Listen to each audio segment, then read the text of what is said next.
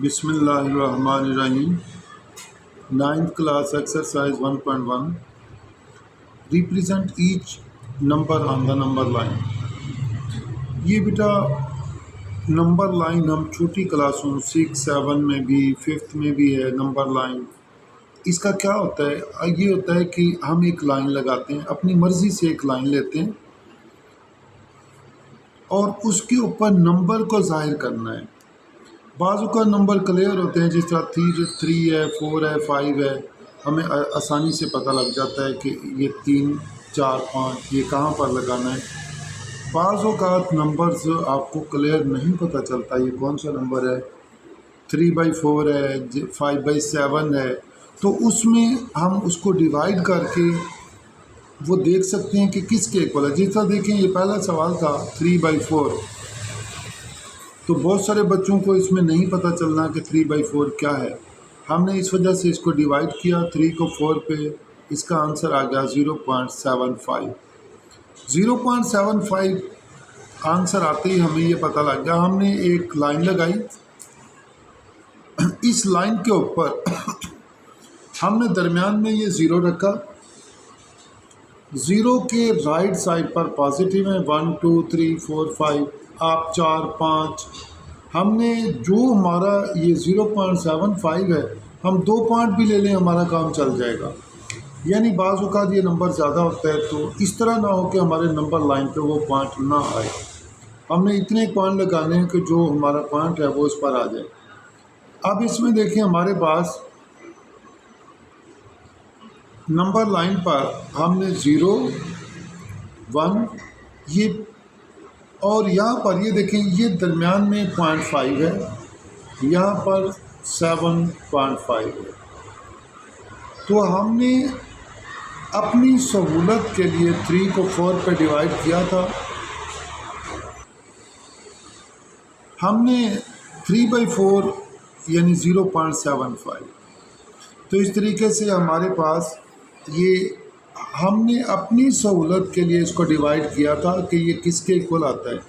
उसने हमें सवाल में था 3/4, तो जब हम नंबर लाइन पे ज़ाहिर करेंगे तो यहाँ पर वही देंगे जो क्वेश्चन में होगा, 3/4। इसका नेक्स्ट पार्ट है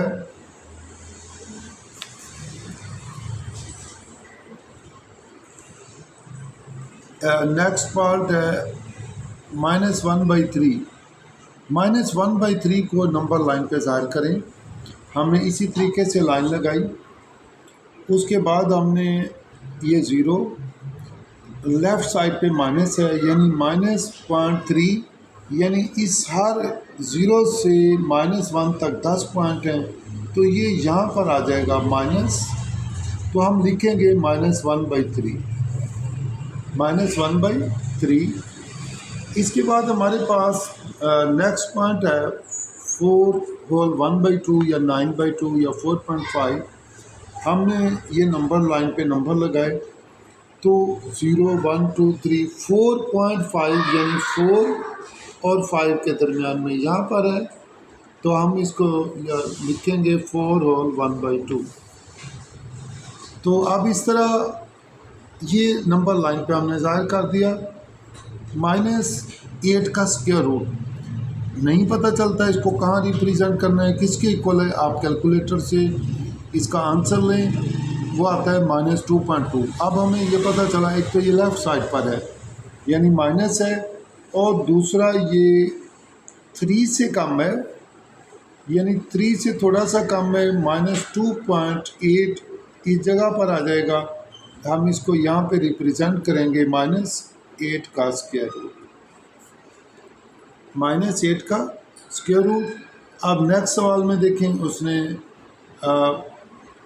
+8 का स्क्वायर रूट है, तो ये इस साइड पे आ जाएगा, ये आ जाएगा 1 2 3 4, तो 2.2 यानी ये 2 है, और यहाँ पर हमारे पास जो है वो 8 का स्क्वायर रूट आ जाएगा।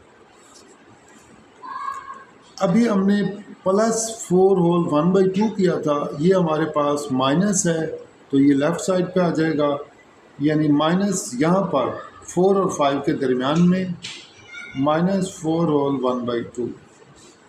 तो इसी तरह ये हमारे पास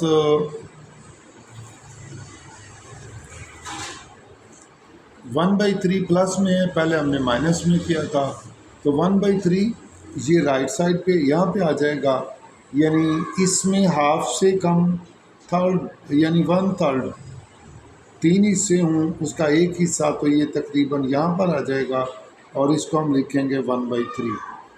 तो इस तरीके से हम किसी भी पॉइंट को नंबर लाइन पर जाहिर कर सकते हैं।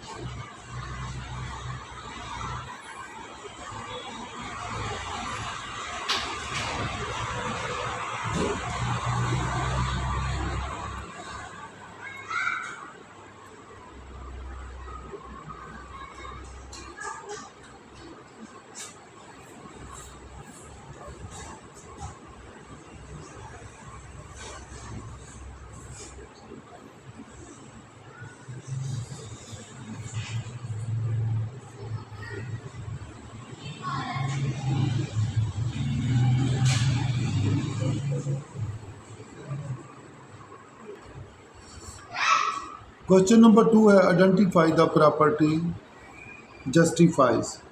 हमने इसमें प्रॉपर्टीज़ बतानी है। इसका पहला पार्ट है 1 multiply y minus 2 is equal to y minus 2। इसमें बेटा देखिए, हम किसी भी चीज़ को अगर मल्टीप्लाई करते हैं और वही आंसर आ जाता है तो इस तरह की प्रॉपर्टी को हम मल्टीप्लिकेटिव आइडेंटिटी कहते हैं। ये कौन सी है? Multiplicative identity. आप किसी भी वैल्यू को, आइडेंटिटी मीन्स यानी अगर वही आंसर आ जाता है, आप किसी भी चीज़ को मल्टीप्लाई भी करते हैं लेकिन आंसर वही आ जाता है, जिसको 1 से आपने मल्टीप्लाई किया, तो इसको हम मल्टीप्लिकेटिव आइडेंटिटी कहते हैं। इसका सेकंड पार्ट है 0.2 मल्टीप्लाई 5 इज इक्वल टू 1। अगर कोई दो वैल्यूज़ आपस में मल्टीप्लाई होती हैं और उसका आंसर 1 आता है तो ये क्या कहलाती हैं? ये मल्टीप्लिकेटिव इन्वर्स। ये सिर्फ मल्टीप्लिकेटिव इन्वर्स में ऐसा होता है। मल्टीप्लिकेटिव ये प्रॉपर्टी आ जाएगी मल्टीप्लिकेटिव इन्वर्स। अगर कहीं पर भी दो वैल्यूज़ को हम मल्टीप्लाई करते हैं और आंसर 1 आ जाता है तो इनको हम मल्टीप्लिकेटिव, इस प्रॉपर्टी को मल्टीप्लिकेटिव इन्वर्स कहते हैं। तीसरा पार्ट, इसमें हमारे पास ये है x+2 plus y is equal to y plus x+2।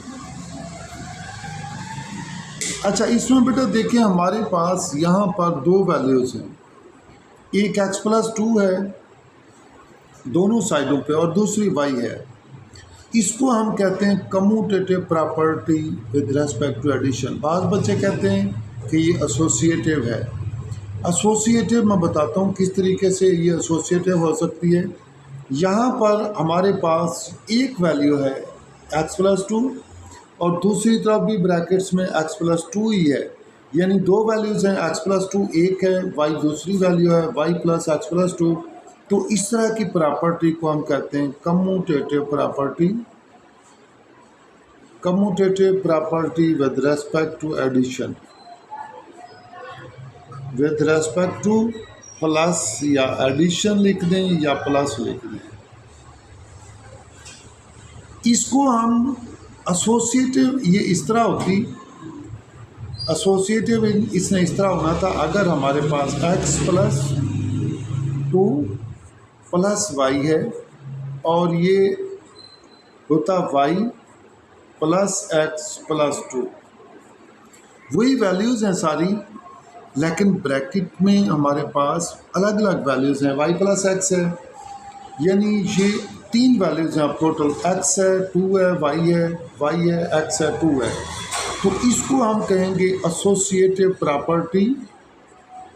ये हमारे पास associative property with respect to addition है, विद रेस्पेक्ट टू प्लस। अगर यहाँ पर देखें तीन वैल्यूज़ हैं, x है प्लस 2 है, y प्लस x है। अब इस ऊपर वाले सवाल में ये था कि एक वैल्यू ये थी, दूसरी तरफ भी ब्रैकेट में वही थी, तो हम इसको सिंगल वैल्यू कंसीडर करेंगे, यानी a plus b is equal to b plus a, commutative property आएगा। यहाँ पर ब्रैकेट में वैल्यू कुछ और है, दूसरी तरफ कुछ और है, इसका मतलब ये है कि ये a plus b plus c है, तो a plus b plus c, तो इसको हम कहेंगे associative property with respect to addition. तो इसका फोर्थ पार्ट है हमारे पास -3b plus 3b is equal to 0। Same values हैं, एक में प्लस का साइन है, एक में माइनस का है, और आंसर 0 आए, इसको हम कहते हैं एडिटिव इन्वर्स। यानी हमने इन दो एक जैसी वैल्यूज़ को ऐड किया, एडिटिव, लेकिन वैल्यूज़ एक +3b है, दूसरी -3b है।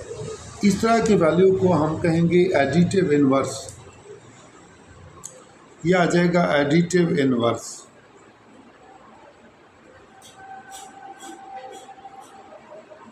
एडिटिव इन्वर्स इसमें -3 यानी आंसर, एडिटिव इन्वर्स में आंसर जो है वो हमेशा 0 आता है।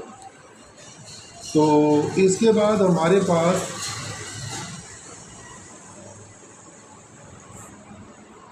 क्वेश्चन नंबर 2, इसका 5th पार्ट है। इसमें देखें ये तीन वैल्यूज़ हैं, x है, 5 है, -1 है, और दूसरी साइड पर भी वही वैल्यूज़ x है, 5 है और -1 है। तो इस तरह की प्रॉपर्टी को हम कहते हैं associative property, associative property with respect to, दरमियान में क्या है, अगर associative property with respect to addition, ये हमारे पास एसोसिएटिव प्रॉपर्टी है। 6 पार्ट है, -3 इंटू 2 -y -6 प्लस 3y। इसमें बेटा हमारे पास जो है दो चीज़ें हैं। एक तो ये देखें, ये 3 मल्टीप्लाई हो रहा है ब्रैकेट वाली वैल्यू से, और उसके अंदर माइनस है। कहीं पर भी अगर इस तरह की प्रॉपर्टी हो, मल्टीप्लाई भी हो, दूसरी दो वैल्यू में प्लस भी हो या माइनस भी हो, तो इस तरह की प्रॉपर्टी को हम कहते हैं डिस्ट्रीब्यूटिव प्रॉपर्टी। डिस्ट्रीब्यूटिव प्रॉपर्टी ये हमारे पास आ जाएगी डिस्ट्रीब्यूटिव प्रॉपर्टी। अगर इसमें दरमियान डिस्ट्रीब्यूटिव प्रॉपर्टी ऑफ मल्टीप्लिकेशन, यानी यहाँ पर क्या है, मल्टीप्लाई हो रहा है, ये multiply, distributive property of multiplication. अगर दरमियान में प्लस है तो हम कहेंगे ओवर एडिशन, यहाँ पर दरमियान में माइनस है तो हम कहेंगे over subtraction. Distributive property of multiplication over subtraction, ये हमारे पास क्वेश्चन नंबर 2 था।